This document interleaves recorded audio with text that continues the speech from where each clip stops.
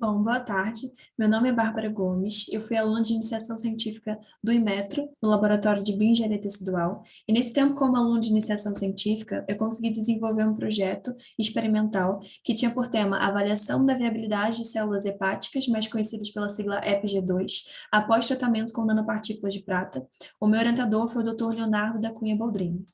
Bom, o meu projeto, ele está dentro de um setor denominado de nanotecnologia.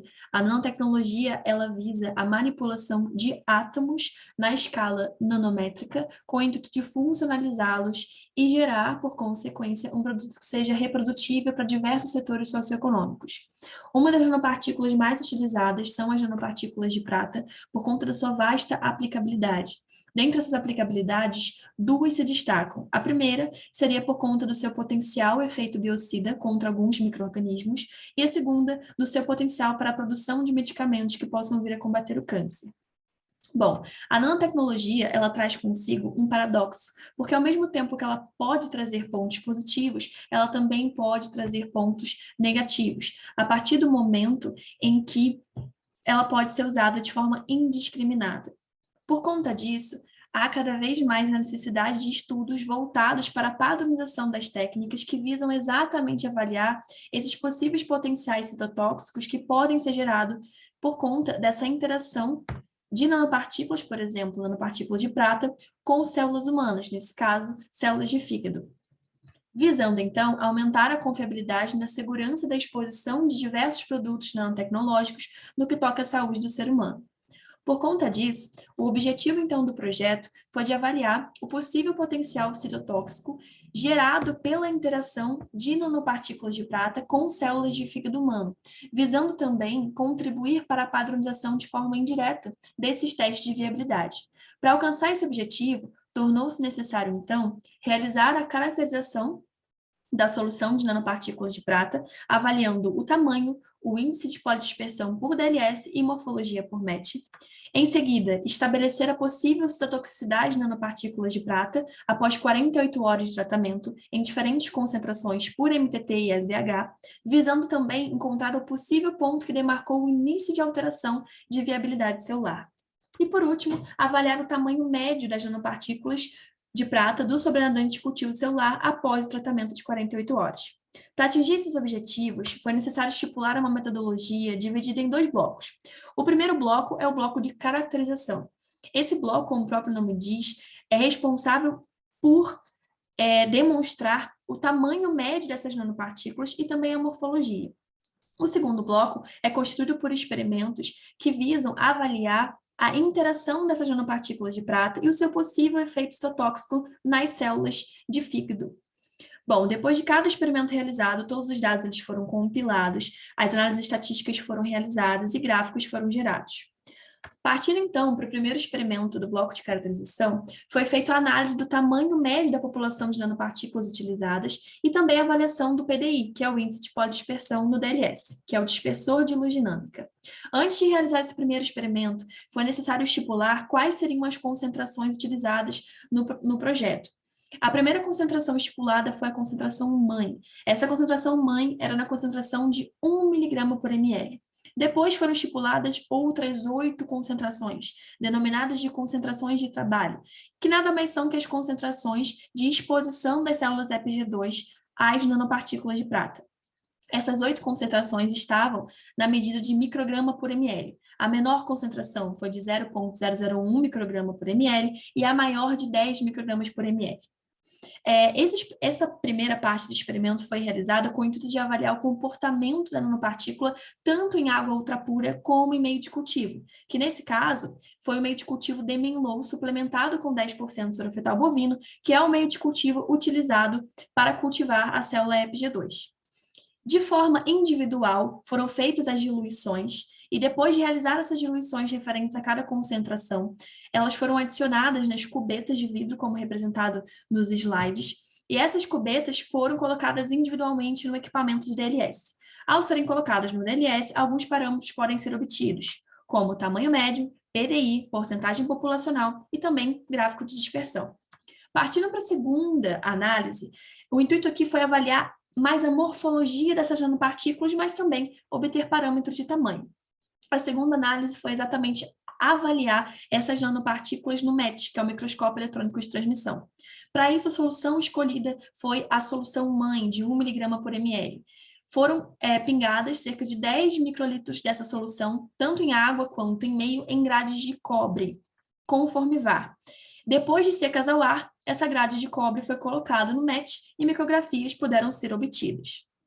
Agora, partindo para o primeiro experimento do segundo bloco, referente à viabilidade celular, a primeira coisa que fizemos foi o cultivo celular, ou seja, obter a quantidade de células, aquele banco Master Bank de células ideal, para fazer os posteriores experimentos. O cultivo celular nada mais é que uma alternação entre tripsinização e troca de meio. É mimetizar em uma garrafinha de cultivo, nesse caso, uma garrafinha de cultivo para células aderentes, porque a célula EPG2 é uma célula aderente, o meio mais próximo possível do fisiológico. Para isso, dentro da garrafa de cultivo, tornou-se necessário ter um meio Demin-Low, suplementado com 10% de soro fetal bovino. Nessas condições, as células EPG2 conseguiram proliferar. Então, depois de ter uma quantidade adequada de células, partimos então para a curva de crescimento. A curva de crescimento foi realizada utilizando a metodologia de cristal violeta. Para fazer essa curva de crescimento, foram plaqueadas 4 placas de 96 poços, utilizando 4 diferentes concentrações. A menor foi de 2 vezes 10 a terceira e a maior de 2 vezes 10 a quarta, nos tempos de 0, 24, 48 e 72 horas. Após o plaqueamento, essas placas foram lidas em um equipamento de espectrofotômetro, que nesse caso, como representado no slide, nós utilizamos o SpectraMax. Depois de realizar a curva de crescimento, partimos para a exposição dessas células às nanopartículas de prata, aquelas 8 concentrações. Para posterior, teste de viabilidade, que nesse caso utilizamos testes de viabilidade colorimétricos, que foram o MTT e o LDH. O MTT, ele é um reagente em pó amarelado, que quando entra em contato com células metabolicamente viáveis, essas células conseguem clivar a estrutura molecular chamada de anel de tetrazóleo.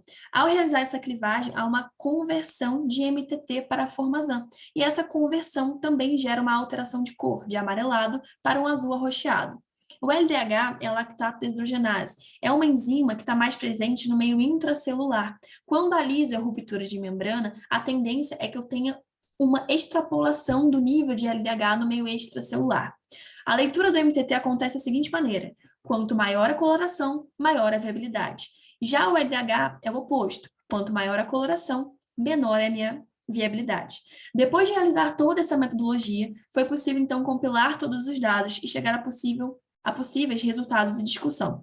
O primeiro resultado, então, é referente à análise no DLS da solução mãe de 1 mg por ml.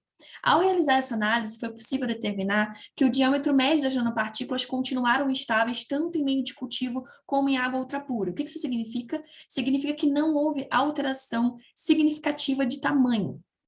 Em água ultrapura, a medida foi de 37,8 nanômetros e em meio de cultivo de 40,1 nanômetros.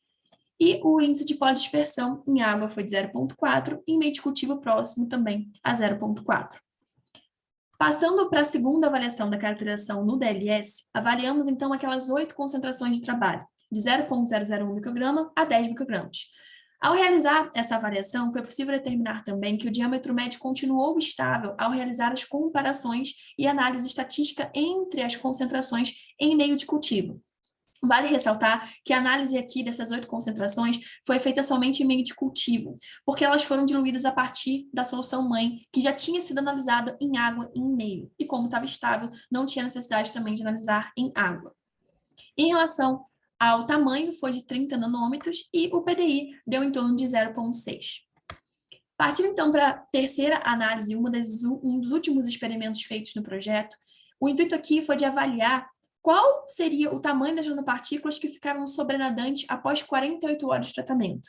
Ou seja, tratei após 48 horas qual seria o tamanho dessas nanopartículas que não foram internalizadas pelas células.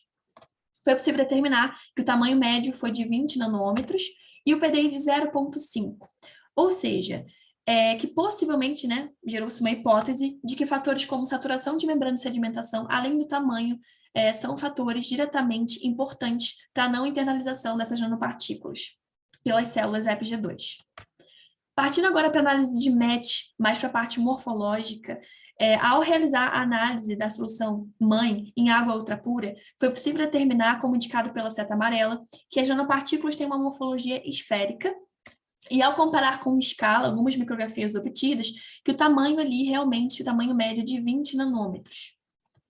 E a presença de pequenos aglomerados ou agregados. Em meio de cultivo, a morfologia continuou esférica, com um tamanho também de 20 nanômetros em grande parte, e com a presença de pequenos aglomerados também agregados, como pode ser representado pela seta vermelha. Agora, passando para o resultado do bloco de viabilidade celular, o primeiro é referente à curva de crescimento. Então, ao realizar essa curva de crescimento, foi possível determinar que a concentração ideal foi a de 5 vezes 10 a terceira, como representado pela seta vermelha. Essa concentração foi escolhida por conta do seu crescimento gradual, semelhante a uma escada.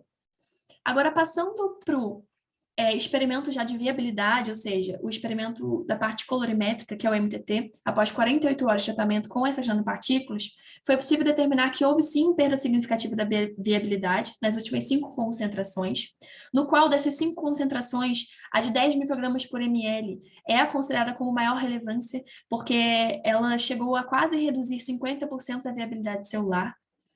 Foi possível determinar também que, abaixo da concentração de 1 micrograma por ml, não teve diferença significativa na viabilidade, e que o ponto que demarcou o início dessa alteração de toxicidade foi de 1 micrograma por ml. Bom, como eu destaquei aqui, a concentração de 10 microgramas por ml foi a mais relevante porque ela chegou a uma alteração próxima de 50% da viabilidade, com o intuito de comprovar de que nenhuma dessas 8 concentrações era realmente poderia ser considerada uma concentração inibitória, mesmo que a de 10 microgramas chegasse próximo de 50, ela não chegou no 50 nem passou. Então, nós fizemos isso a 50 realmente para confirmar que a concentração de 10 microgramas, mesmo com relevância e próxima aos 50% de redução, não poderia ser considerada como uma concentração inibitória. Partindo então para o último experimento, foi o experimento de LDH. Ao realizar o LDH, foi possível determinar que houve diferença significativa em relação ao controle positivo, demonstrando que estava funcionando, e ao comparar as 8 concentrações de trabalho com um controle negativo, foi possível determinar que não houve alteração significativa, gerando uma hipótese de que possivelmente as células EPG2 não morrem por necrose, e sim por apoptose. Bom, foi possível então concluir alguns parâmetros ao realizar esse projeto. O primeiro foi que os dados obtidos irão contribuir para a composição e estabilização dos possíveis testes de toxicidade realizados para avaliar o potencial tóxico dessas nanopartículas. A caracterização foi estabelecida revelando características relacionadas às nanopartículas, como tamanho médio, PDI e aspectos morfológicos. Tornou-se possível ter a suposição do possível ponto que demarcou o início da toxicidade celular das EPG2 após tratamento de 48 horas. Foi possível observar redução da viabilidade celular, mesmo em medidas consideradas muito reduzidas na escala de micrograma. E, por último, que possivelmente as células EPG2 não morrem por apoptose, por necrose, e sim por apoptose. E que fatores como saturação de membrana e sedimentação são possíveis e influenciadores diretos do processo de internalização.